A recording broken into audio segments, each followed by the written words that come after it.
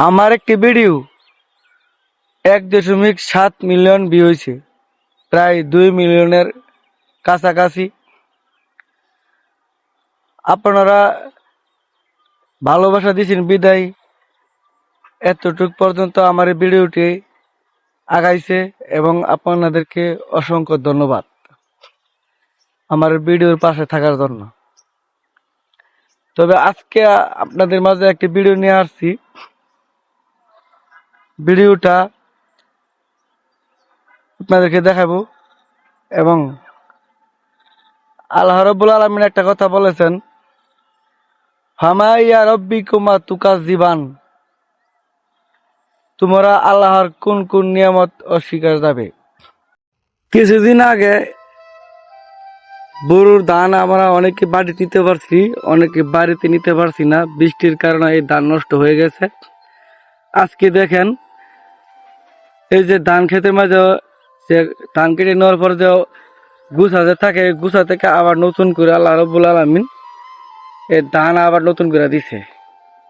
তো আল্লাহ রাব্বুল আলামিন একটা কথা বলেছেন কোরআনের মাধ্যমে, আর রহমানের সূরার মাঝে, হামাইয়া রব্বিকুমা তুকাজ্জিবান, এই কথাটি বারবার বলেছেন, তোমরা আল্লাহর কোন কোন নিয়ামত অস্বীকার যাবেন। তো দেখেন আল্লাহর মানুষের রিজিক যে কোথায় রাখছে। এই ধান মানুষের বাংলাদেশের একটি খাদ্য প্রধান আছে। এই খাবারের জন্য মানুষের অনেক মানুষ আছে, মানুষের কাছে হাত বাড়ায়। দেখেন আল্লাহ রাব্বুল আলামিন রিজিক কোথায় রাখছে। এই ধান আবার এই নতুন করে গজাইছে, এই কত সুন্দর করে এই ধান গজাইছে। এই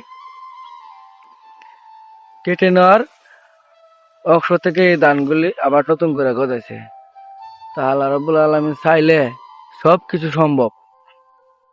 তা আল্লাহর নিয়ামত অস্বীকার যাওয়ার মতো কোনো নাই, সুযোগ নাই।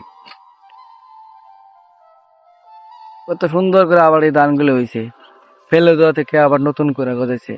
শেষ বলতে আসলে কিছু নাই, যেখানে শেষ সেখান থেকেই শুরু, এটাই বাস্তব। ধন্যবাদ আমার ভিডিওর মাধ্যমে আপনারা থাকার জন্য।